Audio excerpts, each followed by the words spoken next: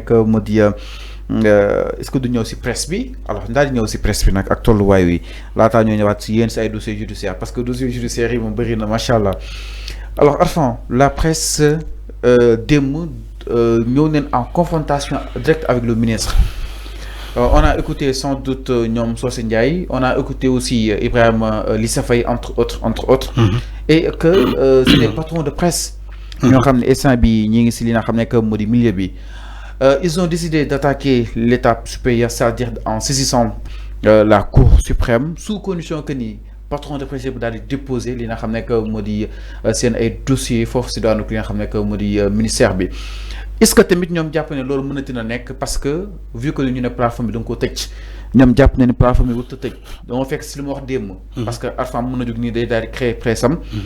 fan la ko yóbbu su tëjee li nga xam ne que moo di plateforme bi concrètement dafa nekk ministre dafa nekk dans l'exercice de ses fonctions war na jël patron de presse yi waaye itam war na waxtaan ak ñoom parce que ñoom bëgg neen waxtaan concrètement alors Arfan démb la presse était déboussolée par rapport à ce comportement bi nga xam ne itam le ministre bu mu koy daal di am vis-à-vis ak seen activité comment elle peut-être évolue naka na ko daal di jàngatee concrètement. man li ma doon wax démb laay waxaat tey dama ne d'abord dañu xam ne ministre bi mooy seen kilifa ba pare ñu ñaan ko waxtaan te waxtaan dafa war a am ala kulli àll xam nga démb ci émission Serigne maa ngi koy nuyu de passage Serigne wax na fii lu am solo dafa ne affaire bi warul mën a am parparloo Serigne mooy wax de nee ne affaire bi warul mën a am parparloo affaire bi dafa war a tegu ci transparence dafa war a tegu ci ay anam yu légal même chaînes yi ñuy reconnaître boo fa demee ci liste bi da ngay gis ay chaînes yoo xamante ne barke Demba Ndiaye lañ leen créé. Maintenant, est-ce que ces chaînes-là, ces médias-là, ont respecté ce qui a été dit dans le code de la presse? Serigne moko wax te mu am solo li mu wax motax ministre bi ñu ngi koy ñaan mu continuer du ubbi ay bureau di ubbi ay buntum baña tëj buntu yi même si dans l'exercice de la loi ils ont concouru à la loi j'accepte que c'est le code de la presse moko wax. Mais man dama ne nañu yaatal waxtaan ak ñen ñi parce que c'est nous dans nous la presse c'est une presse locale avant d'être vendue à l'international elle doit servir d'abord à informer les Sénégalais marchandise boo ko yoree balaa nga koy jéegaani ñi ngi ko sékkal il faut que ñu dund ci ba doyal nga doog a jéegaani di jaay donc suñu presse bala muy informer l'opinion internationale elle sert d'abord à informer l'opinion nationale donc c'est à l'État du Sénégal fallu may moma ñëw c'est à l'État du Sénégal d'aider cette presse là maintenant aider cette presse là bien sûr en appliquant les lois parce que aussi il faut pas ignorer les lois yi là avec la nouvelle commande le code de la presse amna mais aussi nam ministre bi d'accord pour waxtaan avec les patrons de presse te patrons de presse yi aussi il faut que ñu xam ni que voilà d'accord voilà d'accord donc waxtaan boobu laa ne il faut que mu am accès te loolu du yoon Arfan non nañu baral waxtaan bi ministre bi dina nangu dina am médiation j'en suis convaincu ni médiation day am. mais tëj média du solution Arfan non kenn warul tëj média c'est ce que je dis média kenn waru ko tëj xanaa déggoo li ma wax dama ne la presse sert d'abord à informer le peuple avant d'informer l'étranger. Elle doit informer d'abord les Sénégalais au jour le jour. C'est ce que j'ai dit. Maintenant, tëj média du solution. Gis nañu ko fi ci Moussa Bokar Thiam tëj na fi ay télé après du solution tëj na fi internet. Et que l'histoire retiendra. Et l'histoire retiendra. 300 médias tëj neen ci nguuru Sonko. L'histoire retiendra te aussi Moussa Bokar Thiam tëj na fi ay télé tëj na fi connexion tëj na fi internet moo tax ma ne du solution sëñ bi du solution man su ma nekkoon ministre de l'information de la communication man damay yaatal samay bureau damay waxtaan ak tout le monde. na inciter leen pour ñu. damay waxtaan ak tout le monde ku amul këyit sax man dinaa la jàppale nga def ay démarches. nga utal ko këyit. duma dem à ta place wutal la këyit de. non il faut nga déglu li ma wax. j'ai pas dit ça. voilà duma dem à ta place wutal la këyit. non ku amul këyit. voilà ñu jàppale la si démarche yi.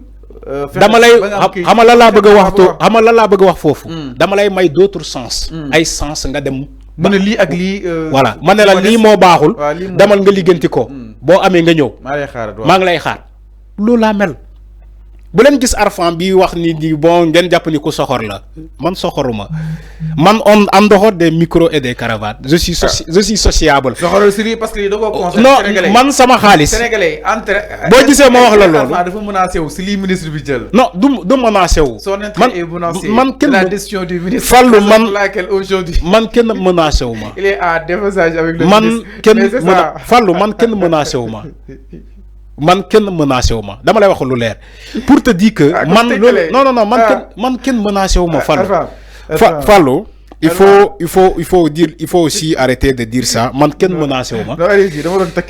alors donc man voilà su ma waxee loolu. voilà c'est jàpp nañ que plateforme warul tëj Arfan. non warul te même bu tëjee nañ leen may beneen dérogation mooy nga yaatal ubbiwaat antenne yi nit ñi dem déposer. man c'est ce que je dis. parce que on doit pas bannir certains et d'autres presse déedéet ñooñu amuñu këyit ubbi leen encore ñu ne leen léegi mayaat na leen beneen sens ngeen dem déposer c'est ce que j'ai dit dans la vie même sëgëm yàlla ci boppam yàlla day may nit second sens. nit ñu may second. yàlla ci boppam xam nga yàlla. su ko neexoon tey mu ne lii day am yàlla nit ñi dañuy togg ci ay ci lu naka sudul noonu. di ko toroxal. yàlla day ne ci charia def leen ni ay doomu aadama taxaw di ko défier direct dina ko duma def loolu nit dem ci ay baar ay musulman dem ci ay baar di naan sangara di tuux di def lu leen ne mais yàlla ne la ba léegi mën nga tuub mën naa la may second sens. imaginel ku mel noonu nga toog nga dëkk ji tooñ yàlla ne la ba léegi mën naa la may sens. saa yoo tuubee rek te mu sincère ci yow. man yàlla pare naa pour may la beneen sens mais ñi nañu roy ci yàlla. alors suñu jiit yi Fallou message bu solennel laay wax bu ma dagg incha allah suñu jiit yi nañu référé wu ci yàlla. suñu jiit yi nañu roy ci yàlla. ni ko yàlla ni yàlla dafay may nit second sens. macha allah donc loolu laay wax man li may wax samay wax. c'est spirituel. dafa dépasser cette dimension là. dëgg la. ay politique man nekkuma ci politique dama ne yàlla ci boppam dafay may nit second sens donc nañu jiit un président doit se servir d'exemple de Dieu.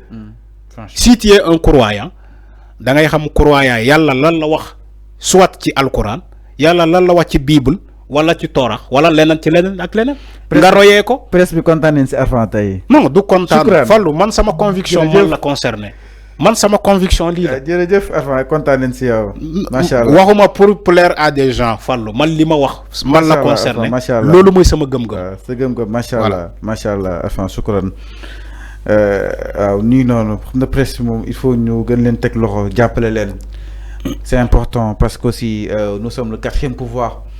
et que le 4e pouvoir warul nekk justement benn li nga xam ne que moo di source de menace wala entre autres ñu jàppale Arfan message bi am na solo na régime bi fi nekk gën a jàppale li nga xam ne que moo di presse yi waaye itam mayaat ñu chance ñu xoolaat jàppale aussi ministre bi pour mëbëtam bi mu daal di war a mën a mel daal di ko si wala mën a fekk si suñu mu gën a yaatoo alors daal ñëw si leneen itam Arfan daal di ñëw